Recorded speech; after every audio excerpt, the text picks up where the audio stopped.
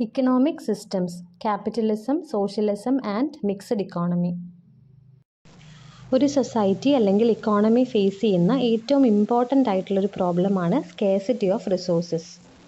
Resources scarce ആയതുകൊണ്ട് തന്നെ അല്ലെങ്കിൽ ലിമിറ്റഡ് ആയതുകൊണ്ട് തന്നെ സൊസൈറ്റിയിലുള്ള എല്ലാ ആൾക്കാരുടെയും നീഡ്സ് ഒരുപോലെ സാറ്റിസ്ഫൈ ചെയ്യാൻ സൊസൈറ്റിക്ക് പറ്റില്ല.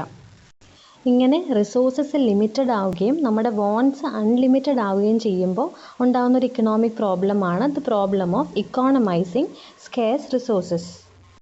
ഇവിടെ ഇക്കോണമൈസിങ് സ്കേഴ്സ് റിസോഴ്സ് എന്ന് പറഞ്ഞാൽ ഉദ്ദേശിക്കുന്നത് എന്താണ്? നമുക്ക് അവൈലബിൾ ആയിട്ടുള്ള റിസോഴ്സസിനെ ഏറ്റവും ബെസ്റ്റ് യൂസിലേക്ക് ഇടുക, അല്ലെങ്കിൽ അതിനെ ഏറ്റവും എഫിഷ്യൻ്റ് ആയിട്ടുള്ള രീതിയിൽ നമ്മൾ യൂസ് ചെയ്യുക. വേറൊരു രീതിയിൽ പറഞ്ഞാൽ നമുക്കുള്ള റിസോഴ്സസിൽ നിന്ന് മാക്സിമം ഔട്ട്പുട്ട് കിട്ടുന്ന രീതിയിൽ വേണം നമ്മളതിനെ യൂസ് ചെയ്യാൻ. നമ്മൾ ഈ പറഞ്ഞ പ്രോബ്ലംസ് സോൾവ് ചെയ്യാൻ വേണ്ടിയിട്ടാണ് ഓരോ സൊസൈറ്റീസും അതിനനുയോജ്യമായിട്ടുള്ള രീതിയിൽ ഇക്കണോമിക് സിസ്റ്റംസ് ഡെവലപ്പ് ചെയ്യുന്നത്. ഇനി നമുക്ക് ഇക്കണോമിക് സിസ്റ്റത്തിൻ്റെ ഒരു ഫോർമൽ ഡെഫിനിഷൻ നോക്കാം. Economic system is a particular set of institutional arrangements and a coordinating mechanism to respond to the economising problem. അപ്പോൾ ഒരു ഇക്കണോമിക് സിസ്റ്റത്തിൽ എന്തൊക്കെയാണ് മെയിനായിട്ട് വരുന്നത്?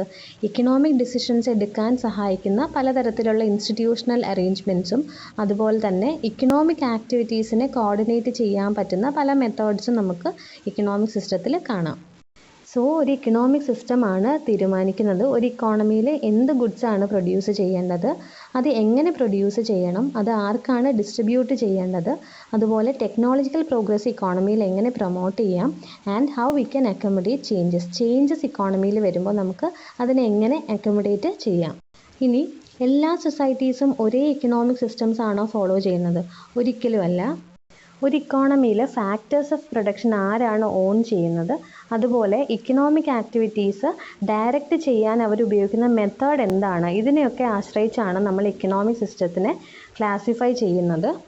ബേസിക്കലി ഇക്കണോമിക് സിസ്റ്റത്തിനെ നമുക്ക് രണ്ട് എക്സ്ട്രീംസ് ആയിട്ട് ക്ലാസിഫൈ ചെയ്യാം. ഒന്ന് കമാൻഡ് സിസ്റ്റം, അതായത് സോഷ്യലിസം, ഒന്ന് മാർക്കറ്റ് സിസ്റ്റം അല്ലെങ്കിൽ ക്യാപിറ്റലിസം. ഈ രണ്ട് ടൈപ്പിൻ്റെയും ഒരു മിക്സ് ആയിട്ട് വരുന്നതാണ് മിക്സഡ് ഇക്കോണമി. ആദ്യം നമുക്ക് കമാൻഡ് സിസ്റ്റം എന്താണെന്ന് നോക്കാം. കമാൻഡ് സിസ്റ്റമാണ് സോഷ്യലിസം അല്ലെങ്കിൽ കമ്മ്യൂണിസം എന്ന് അറിയപ്പെടുന്നത്. ഒരു സോഷ്യലിസ്റ്റ് ഇക്കോണമിയുടെ ഫൗണ്ടേഷൻ എന്ന് പറയുന്നത് ബേസ് ചെയ്തേക്കുന്നത് ചില സോഷ്യോ ഇക്കണോമിക് ഒബ്ജക്റ്റീവ്സിലാണ്. അങ്ങനെയുള്ള ഇക്കോണമീസ് എപ്പോഴും ഇമ്പോർട്ടൻസ് കൊടുക്കുന്നത് ആൾക്കാരുടെ വെൽഫെയറിലാണ്. അതുകൊണ്ട് തന്നെ പ്രൊഡക്ഷൻ ആവശ്യമായിട്ടുള്ള എല്ലാ ഫാക്ടേഴ്സും റിസോഴ്സസും ഒക്കെ വരുന്നത് ആരുടെ ഓണർഷിപ്പിലാണ്?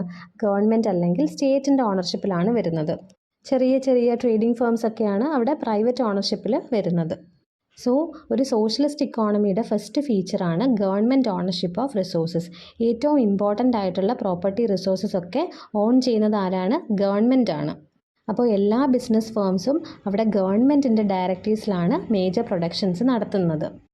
Major factors of production on ചെയ്യുന്നത് ഗവൺമെൻറ് ആണെങ്കിലും ഈ സ്റ്റേറ്റ് റിസോഴ്സ് ഉപയോഗിച്ച് എന്ത് പ്രൊഡ്യൂസ് ചെയ്യണം, എത്ര ക്വാണ്ടിറ്റി പ്രൊഡ്യൂസ് ചെയ്യണം, എങ്ങനെ പ്രൊഡ്യൂസ് ചെയ്യണം, ഇതൊക്കെ തീരുമാനിക്കുന്നത് സെൻട്രൽ പ്ലാനിംഗ് കമ്മിറ്റിയാണ്. നമ്മൾ നേരത്തെ പറഞ്ഞിരുന്നു സോഷ്യലിസ്റ്റ് ഇക്കോണമീസിൽ ചില സോഷ്യോ ഇക്കണോമിക് ഒബ്ജക്റ്റീവ്സ് ഉണ്ട്. അപ്പോൾ ഈ ഒബ്ജക്റ്റീവ്സ് ഫുൾഫിൽ ചെയ്യുന്ന രീതിയിലാണ് സെൻട്രൽ പ്ലാനിംഗ് കമ്മിറ്റി അതിൻ്റെ ഡിസിഷൻസ് എടുക്കുന്നത്.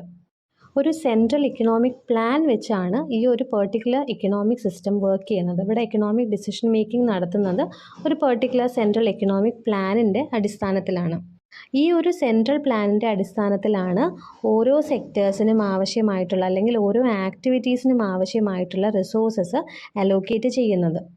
ഇങ്ങനെ ഓരോ എൻ്റർപ്രൈസിനും റിസോഴ്സസ് അലോക്കേറ്റ് ചെയ്തതിന് ശേഷം അവരുടെ പ്രൊഡക്ഷൻ ഗോൾസും തീരുമാനിക്കുന്നത് ആരാണ്? സെൻട്രൽ പ്ലാനിംഗ് ബോർഡ് തന്നെയാണ്. അതായത് ഓരോ എൻ്റർപ്രൈസിനും അവർക്ക് ആവശ്യമായിട്ടുള്ള റിസോഴ്സസും അലോക്കേറ്റ് ചെയ്യുന്നുണ്ട്. ആ ഇൻപുട്ടിൽ നിന്ന് നിങ്ങൾ ഇത്രയാണ് ഔട്ട്പുട്ട് പ്രൊഡ്യൂസ് ചെയ്യേണ്ടത്, അതാണ് നിങ്ങളുടെ പ്രൊഡക്ഷൻ ഗോൾ എന്ന് പറയുന്നത്. അപ്പോൾ ഇൻപുട്ട് കൊടുക്കുന്നു, അതിൽ നിന്ന് നിങ്ങൾ മാക്സിമം ഔട്ട്പുട്ട് ഇത്ര പ്രൊഡ്യൂസ് ചെയ്യണം. നമ്മൾ ഈ പറഞ്ഞ ഔട്ട്പുട്ടിൽ ക്യാപിറ്റൽ ഗുഡ്സും ഉണ്ടാവും, കൺസ്യൂമർ ഗുഡ്സും ഉണ്ടാവും. ഇവിടെ കൺസ്യൂമർ ഗുഡ്സ് എന്ന് പറഞ്ഞാൽ നമ്മുടെ ഡെയിലി നീഡ്സൊക്കെ മീറ്റ് ചെയ്യാൻ വേണ്ടിയിട്ട് നമ്മൾ വാങ്ങുന്ന ഗുഡ്സാണ് കൺസ്യൂമർ ഗുഡ്സ്. എക്സാമ്പിൾ ഇപ്പോൾ വെജിറ്റബിൾസോ ബ്രെഡോ അല്ലെങ്കിൽ പിന്നെ TV, മൊബൈൽ, ഇതൊക്കെ കൺസ്യൂമർ ഗുഡ്സാണ്. ഇനി ക്യാപിറ്റൽ ഗുഡ്സ് എന്ന് പറഞ്ഞാൽ അത് ഇൻ്റർമീഡിയറ്റ് ഗുഡ്സാണ്. അതായത് മാനുഫാക്ചറേഴ്സോ ഫേംസോ അത് വാങ്ങും, അതുപയോഗിച്ച് അവർ വേറെ ഗുഡ്സ് പ്രൊഡ്യൂസ് ചെയ്യും. അതിന് എക്സാമ്പിൾ പറഞ്ഞാൽ മെഷീനറി, എക്യുപ്മെൻറ്റ്സ്, ഇതൊക്കെ ഉപയോഗിച്ച് നമ്മൾ വേറെ ഗുഡ്സ് പ്രൊഡ്യൂസ് ചെയ്യുമല്ലോ. So these are intermediate goods used by the firms. അപ്പോൾ നമ്മളിവിടെ പറഞ്ഞു വന്നത് ഈ ഔട്ട്പുട്ടിനെ ക്യാപിറ്റൽ ഗുഡ്സ് ആയിട്ടും കൺസ്യൂമർ ഗുഡ്സ് ആയിട്ടും ഡിവൈഡ് ചെയ്യുന്നതും സെൻട്രൽ പ്ലാനിംഗ് ബോർഡ് തന്നെയാണ്. സെൻട്രൽ പ്ലാനിംഗ് ബോർഡിൻ്റെ ലോങ് ടേം പ്രയോറിറ്റീസ് വെച്ചാണ് അവർ ക്യാപിറ്റൽ ഗുഡ്സ് ഇൻഡസ്ട്രീസിന് അലോക്കേറ്റ് ചെയ്യുന്നത്. അടുത്ത ഇമ്പോർട്ടൻറ്റ് ഫീച്ചറാണ് ആബ്സെൻസ് ഓഫ് മാർക്കറ്റ് ഫോഴ്സസ്. സാധാരണ ഒരു മാർക്കറ്റ് ഇക്കോണമിയിൽ ഡിമാൻഡും സപ്ലൈ എന്ന് പറയുന്ന രണ്ട് മാർക്കറ്റ് ഫോഴ്സസ് ആണ് പ്രൈസസ് ഡിറ്റർമിൻ ചെയ്യുന്നത്. ഇവിടെ പ്രൈസസ് ഡിറ്റർമിൻ ചെയ്യുന്നത് സെൻട്രൽ പ്ലാനിംഗ് ബോർഡാണ്. അവർ ഡിറ്റർമിൻ ചെയ്യുന്ന പ്രൈസിനെ നമ്മൾ അഡ്മിനിസ്ട്രേർഡ് പ്രൈസിംഗ് എന്ന് പറയും. സോഷ്യലിസ്റ്റ് ഇക്കോണമിയുടെ സോഷ്യോ എക്കണോമിക് ഒബ്ജക്റ്റീവ്സ് ഫുൾഫിൽ ചെയ്യുന്ന രീതിയിലാണ് ഈ സെൻട്രൽ പ്ലാനിംഗ് ബോർഡ് അവരുടെ അഡ്മിനിസ്ട്രേർഡ് പ്രൈസിങ് സെറ്റ് ചെയ്യുക. സാധാരണഗതിയിൽ ബയേഴ്സും സെല്ലേഴ്സും കൂടി ഇൻട്രാക്ട് ചെയ്തിട്ടാണ് പ്രൈസസ് ഡിറ്റർമിൻ ചെയ്യുന്നതെങ്കിൽ ഇവിടെ സോഷ്യലിസ്റ്റ് ഇക്കോണമിയിൽ എങ്ങനെയാണ്, ഒന്നിൽ ഗവൺമെൻറ് അല്ലെങ്കിൽ സെൻട്രലൈസ്ഡ് അതോറിറ്റിയാണ് ഒരു ഗുഡിൻ്റെ അല്ലെങ്കിൽ സർവീസിൻ്റെ പ്രൈസസ് തീരുമാനിക്കുന്നത്. ഏറ്റവും പ്രോമിനൻ്റ് ആയിട്ടുള്ള കമാൻഡ് ഇക്കോണമി അല്ലെങ്കിൽ സോഷ്യലിസ്റ്റ് ഇക്കോണമി എന്ന് നമ്മൾ പറഞ്ഞിരുന്ന സോവിയറ്റ് യൂണിയൻ പോലും 1992 അത് കൊളാപ്സ് ചെയ്യുന്നതിന് മുന്നേ തന്നെ ചില പ്രൈവറ്റ് ഓണർഷിപ്പൊക്കെ അവരുടെ ഇക്കണോമിക് സിസ്റ്റത്തിൽ ഇൻകോർപ്പറേറ്റ് ചെയ്തിരുന്നു. പല ഇക്കോണമീസും അവരുടെ കമാൻഡ് ഇക്കോണമീസ് മാറ്റി പിന്നീട് ക്യാപിറ്റലിസ്റ്റും അതുപോലെ മിക്സഡ് ഇക്കോണമീസൊക്കെ അഡോപ്റ്റ് ചെയ്തിട്ടുണ്ട്. അപ്പോൾ ഈ കമാൻഡ് ഇക്കോണമീസിൻ്റെ ഡിമൈസിന് കാരണമായിട്ടുള്ള ചില പോയിൻറ്റ്സാണ് നമ്മൾ ഇനി പറയാൻ പോകുന്നത്. The reasons for the demise of command systems. Command economies face ചെയ്യുന്ന ഏറ്റവും ഇമ്പോർട്ടൻ്റ് ആയിട്ടുള്ളൊരു പ്രോബ്ലമാണ് ദ പ്രോബ്ലം ഓഫ് കോർഡിനേഷൻ. നമുക്കറിയാം ഈ ഒരു ടൈപ്പ് ഓഫ് ഇക്കോണമിയിൽ എല്ലാ മേജർ ഡിസിഷൻസും എടുക്കുന്നത് സെൻട്രൽ പ്ലാനേഴ്സാണ്. ഇക്കോണമിയിലുള്ള millions of individual decision makers, അതായത് കൺസ്യൂമേഴ്സോ അല്ലെങ്കിൽ റിസോഴ്സ് സപ്ലൈ ചെയ്യുന്നവരോ ബിസിനസ് ഫേംസോ, അപ്പോൾ ഇവരുടെയൊക്കെ ഡിസിഷനെ ഇൻകോർപ്പറേറ്റ് ചെയ്തിട്ട് വേണം സെൻട്രൽ പ്ലാനേഴ്സിന് അവരുടേതായിട്ടുള്ള ഒരു ഡിസിഷൻ മേക്കിങ്ങിലേക്ക് എത്താൻ. അപ്പോൾ ഇത് തീർച്ചയായിട്ടും ഭയങ്കര ഡിഫിക്കൽട്ടായിട്ടുള്ള ഒരു ടാസ്ക്കാണ്. ഫോർ എക്സാമ്പിൾ, നമുക്കിപ്പോൾ നമ്മുടെ ഇക്കോണമിയിൽ ഒരു ട്രാക്ടർ മേക്കിംഗ് ഫാക്ടറി സെറ്റപ്പ് ചെയ്യണം. ഈ ഒരു ട്രാക്ടർ മേക്കിംഗ് ഫാക്ടറി ആയിട്ട് റിലേറ്റ് ചെയ്ത എല്ലാ കാര്യങ്ങളും, അതായത് അതിന് എന്തൊക്കെ ഇൻപുട്സ് സപ്ലൈ ചെയ്യണം, എത്ര ഇൻപുട്സ് സപ്ലൈ ചെയ്യണം, അതിൻ്റെ പ്രൊഡക്ഷൻ ടാർഗറ്റ് എത്രയാണ്, ഇതൊക്കെ തീരുമാനിക്കുന്നത് സെൻട്രൽ പ്ലാനേഴ്സാണ്. ഈ ഫാക്ടറിയുടെ പ്രൊഡക്ഷൻ ഗോൾ എന്ന് പറയുന്നത് 1000 ട്രാക്ടേഴ്സാണ്. അപ്പോൾ ഈ 1000 ട്രാക്ടേഴ്സ് പ്രൊഡ്യൂസ് ചെയ്യാനുള്ള നെസസറി ഇൻപുട്സ്, അതായത് ലേബറും അതിനാവശ്യമായിട്ടുള്ള മെഷീനറിയും ഗ്ലാസ്, പെയിൻറ്റ്, പിന്നെ ട്രാൻസ്പോർട്ടേഷൻ ആവശ്യമായിട്ടുള്ള കാര്യങ്ങൾ, ഇതൊക്കെ കൊടുക്കേണ്ടത് ആരാണ്? സെൻട്രൽ പ്ലാനേഴ്സാണ്. മീൻസ് ഇതുമായിട്ട് റിലേറ്റ് ചെയ്ത എല്ലാ കാര്യങ്ങളും ഡിസൈഡ് ചെയ്യുന്നത്, ഈ റിസോഴ്സസ് ഒക്കെ ടൈംലി അലോക്കേറ്റ് ചെയ്യേണ്ടത് സെൻട്രൽ പ്ലാനേഴ്സാണ്. അപ്പോൾ ഈ 1000 ട്രാക്ടേഴ്സിൻ്റെ പ്രൊഡക്ഷനും ഡെലിവറി എന്ന് പറയുന്നത് ആരുടെ ഡിസിഷൻ മേക്കിങ്ങിന് അണ്ടറിൽ വരുന്നതാണ്? സെൻട്രൽ പ്ലാനേഴ്സിൻ്റെ ഡിസിഷൻ മേക്കിംഗ് ആണ്. നമ്മൾ ഈ പറഞ്ഞ ട്രാക്ടർ മേക്കിങ്ങിന് ആവശ്യമായിട്ടുള്ള നെസസറി ഇൻപുട്സ് എല്ലാം സപ്ലൈ ചെയ്യുന്നത് ഒരൊറ്റ ഇൻഡസ്ട്രി അല്ല, പല ഇൻഡസ്ട്രീസിൽ നിന്നാണ് ഈ ഇൻപുട്സ് എല്ലാം നമ്മൾ ഈ ഒരു ഫാക്ടറിയിലേക്ക് അലോക്കേറ്റ് ചെയ്യേണ്ടത്. അപ്പോൾ സെൻട്രൽ പ്ലാനേഴ്സ് ഈ ഇൻപുട്സ് എല്ലാം കറക്റ്റായിട്ട് ട്രാക്ടർ മേക്കിംഗ് ഫാക്ടറിയിലേക്ക് സപ്ലൈ ചെയ്തിട്ടില്ല എന്നുണ്ടെങ്കിൽ അത് തീർച്ചയായിട്ടും ട്രാക്ടേഴ്സിൻ്റെ പ്രൊഡക്ഷനെ ബാധിക്കും. ഇനി ഇതുപോലെ ഒരു ഇക്കോണമിയിൽ ഒരു ഇൻഡസ്ട്രിയുടെ ഔട്ട്പുട്ടിനെ ഇൻപുട്ടായിട്ട് യൂസ് ചെയ്യുന്ന വേറെ പല ഇൻഡസ്ട്രീസും ഉണ്ടാവും. ഫോർ എക്സാമ്പിൾ, സ്റ്റീൽ പ്രൊഡ്യൂസ് ചെയ്യുന്ന ഇൻഡസ്ട്രി. ഈ സ്റ്റീൽ പല ഇൻഡസ്ട്രീസിലും നമ്മൾ ഉപയോഗിക്കാറുണ്ട്. അതായത് നമ്മൾ ഈ പറഞ്ഞ പോലെ ട്രാക്ടർ മേക്കിങ്ങിൽ, പിന്നെ ഓട്ടോമൊബൈൽസും, പിന്നെ അതുപോലെ ട്രാൻസ്പോർട്ടേഷനിലും ഒക്കെ ഈ സ്റ്റീൽ യൂസ് ചെയ്യാറുണ്ട്. ഈ സ്റ്റീൽ പ്രൊഡ്യൂസ് ചെയ്യുന്ന ഇൻഡസ്ട്രീസ് അവരുടെ പ്രൊഡക്ഷൻ ഗോൾസ് മീറ്റ് ചെയ്താൽ മാത്രമേ അവർക്ക് ഈ സ്റ്റീൽ യൂസിങ് ഇൻഡസ്ട്രീസിലേക്ക് അത് കറക്റ്റായിട്ട് സപ്ലൈ ചെയ്യാൻ പറ്റുള്ളൂ. അതായത് ഇവിടെ നമുക്കൊരു ചെയിൻ റിയാക്ഷനാണ് കാണാൻ പറ്റുന്നത്. ഒരു ഫേം അതിൻ്റെ പ്രൊഡക്ഷൻ ടാർഗറ്റ് മീറ്റ് ചെയ്തില്ല എന്നുണ്ടെങ്കിൽ അതുമായിട്ട് റിലേറ്റ് ചെയ്ത ഒരു ഫേംസിനും അതിൻ്റെ പ്രൊഡക്ഷൻ ടാർഗറ്റ്സ് മീറ്റ് ചെയ്യാൻ പറ്റില്ല. സോ ഇവിടെയും പ്രോപ്പർ കോർഡിനേഷൻ ആവശ്യമാണ്. ഇക്കോണമീസ് എക്സ്പാൻഡ് ചെയ്യുന്നതിനനുസരിച്ച് ഈ കോർഡിനേഷൻ പ്രോബ്ലം പിന്നെയും ഡിഫിക്കൽട്ടായിട്ട് വന്നു.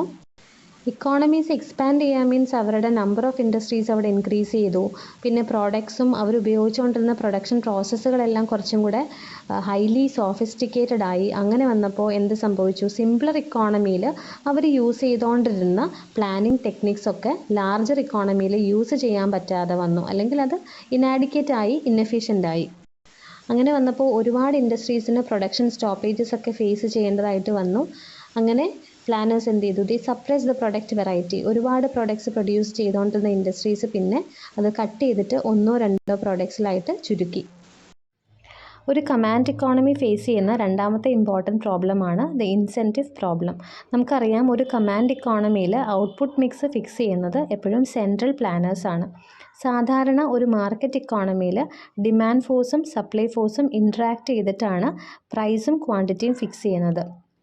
പക്ഷേ കമാൻഡ് ഇക്കോണമിയിൽ ഗവൺമെൻറ്റിൻ്റെ ചില സോഷ്യോ ഇക്കണോമിക് ഒബ്ജക്റ്റീവ്സ് ഫുൾഫിൽ ചെയ്യാൻ പറ്റുന്ന തരത്തിലാണ് സെൻട്രൽ പ്ലാനേഴ്സ് പല പ്രോഡക്ട്സിൻ്റെയും ക്വാണ്ടിറ്റിയും പ്രൈസും ഫിക്സ് ചെയ്യുന്നത്. അതുകൊണ്ട് തന്നെ മിക്കവാറും പ്രോഡക്ട്സിൻ്റെ കേസിലും ഒന്നുകിൽ ഷോർട്ടേജ് അല്ലെങ്കിൽ സർപ്ലസ് ഉണ്ടാകാനുള്ള ചാൻസസ് കൂടുതലാണ്. സാധാരണ ഒരു പെർട്ടിക്കുലർ പ്രോഡക്റ്റിൻ്റെ ഷോർട്ടേജോ സർപ്ലസോ ഇക്കോണമിയിൽ വന്നു കഴിഞ്ഞാൽ അതിനെ സിഗ്നൽ ചെയ്യുന്നത് ഒന്നുകിൽ അതിൻ്റെ പ്രൈസ് അല്ലെങ്കിൽ പ്രോഫിറ്റബിലിറ്റിയാണ്. അതായത് മാർക്കറ്റിലിപ്പോൾ ഒരു ഗുഡ് സർപ്ലസ് ആണെന്നുണ്ടെങ്കിൽ തീർച്ചയായിട്ടും അതിൻ്റെ പ്രൈസ് അവിടെ കുറവായിരിക്കും.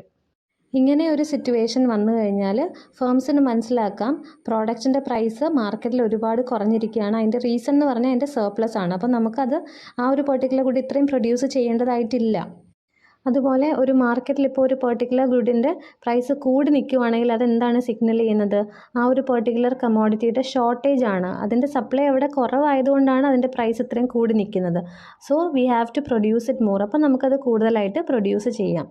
ഇങ്ങനെ പ്രൈസസ് സിഗ്നൽ ചെയ്യുകയാണെങ്കിൽ ഒരു പരിധി വരെ പ്രോഡക്ട്സിലുണ്ടാകുന്ന സർപ്ലസും അല്ലെങ്കിൽ ഷോർട്ടേജസും നമുക്ക് പരിഹരിക്കാം. പക്ഷേ ഇങ്ങനെയുള്ളൊരു പ്രൈസ് മെക്കാനിസം നമ്മുടെ ഈ ഒരു കമാൻഡ് ഇക്കോണമിയിൽ ഇല്ല. അവിടെ അഡ്മിനിസ്ട്രേർഡ് പ്രൈസസ് ആണുള്ളത്, അല്ലെങ്കിൽ ഗവൺമെൻറ് ഡിറ്റർമിൻ പ്രൈസസ് ആണ് പ്രിവെയിൽ ചെയ്യുന്നത്.